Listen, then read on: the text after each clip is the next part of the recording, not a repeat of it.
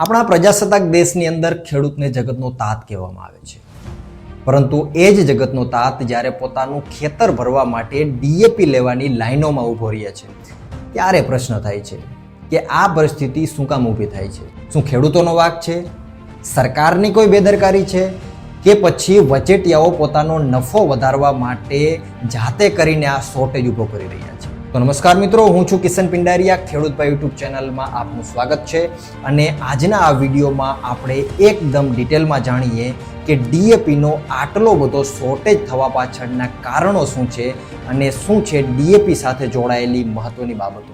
The shortage of fertilizers could prove a big problem for farmers. DAP ખાતરનો કકડાટ યથાવત જોવા મળ્યો છે. सुबह 4 बजे से किसान की लंबी कतारें वहां पर देखी जा रही है. डीएपी તો સૌથી પહેલા તો મિત્રો આપણે એ જાણીએ કે ડીએપી છે શું.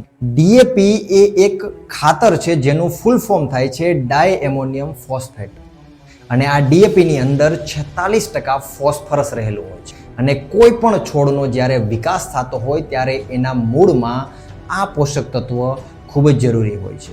અને અત્યારે રવિ સિઝનની વાવણીઓ થઈ રહી છે ત્યારે ખેડૂતો પોતાના ખેતરોમાં વાવણીઓ કરી રહ્યા છે, અને એ વાવણીઓ સાથે ડીએપી નાખવું ખેડૂતો માટે ખૂબ જ જરૂરી બની જાય છે. અને એના જ માટે ખેડૂતો ડીએપી લેવા માટે અલગ અલગ જગ્યાએ જઈ રહ્યા છે. પરંતુ પ્રોબ્લેમ એ થઈ રહ્યો છે કે ખેડૂતોને પોતાના ખેતર ભરવા માટે પૂરતા પ્રમાણમાં જથ્થો નથી મળતો. ભારતમાં ડીએપીના પુરવઠાની જો વાત કરીએ તો લગભગ રવિ સિઝનની અંદર 60 લાખ ટનની રિક્વાયરમેન્ટ હોય છે, અને એમાં પણ વધારે ઉપયોગ છે તે ઓક્ટોબરથી લઈ અને ડિસેમ્બરની અંદર જ થતો હોય છે. અને આ ઓક્ટોબરથી ડિસેમ્બર દરમિયાન 27 થી 30 લાખ ટન ડીએપીની ભલામણ કરવામાં આવી હતી, અને સ્ટોક કેટલો હતો તો કે માત્ર 15 લાખથી લઈ અને 16 લાખ ટન જેટલો જ ભારત પાસે સ્ટોક હતો. આમ જોવા જઈએ તો જરૂરિયાત અને સ્ટોક વચ્ચે મોટું અંતર છે, એટલે તંગી ઊભી થાય. અને એ જ રીતે જો આયાતની વાત કરીએ તો એપ્રિલથી લઈ અને ઓક્ટોબરની વચ્ચે માત્ર 19.7 લાખ ટન જ ડીએપીની આયાત કરવામાં આવી હતી.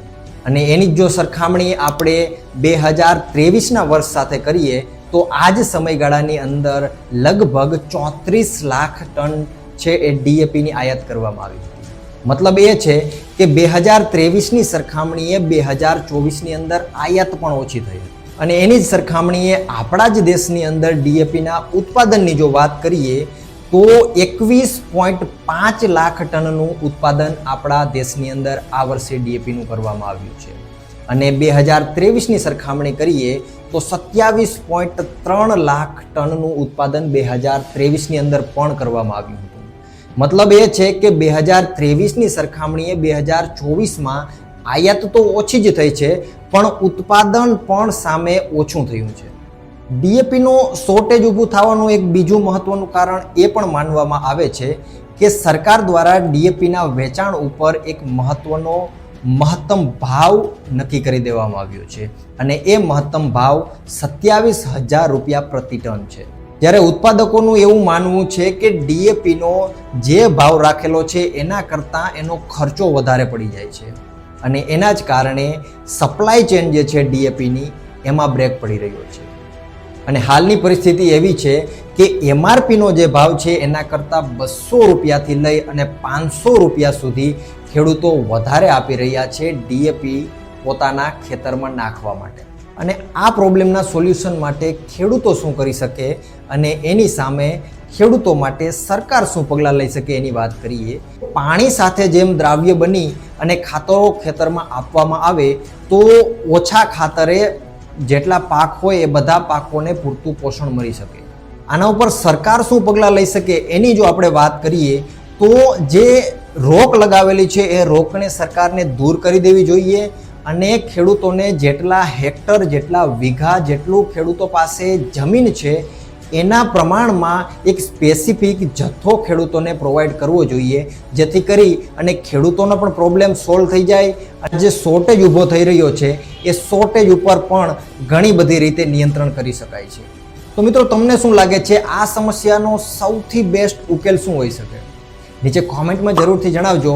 બાકી જો ચેનલ ઉપર નવા હો તો ચેનલને જરૂરથી સબસ્ક્રાઇબ કરી નાખજો, વિડીયોને એક લાઇક આપી દેજો અને તમારા બધા ખેડૂત મિત્રોમાં આ વિડીયોને શેર પણ જરૂરથી કરજો, જેથી એ લોકો પણ જાણી શકે કે ડીએપીનો આટલો શોર્ટેજ ઊભો થવા પાછળના કારણો શું છે. તો મળશું એક નવા જ વિડીયો સાથે. ત્યાં સુધી જય જવાન જય કિસાન.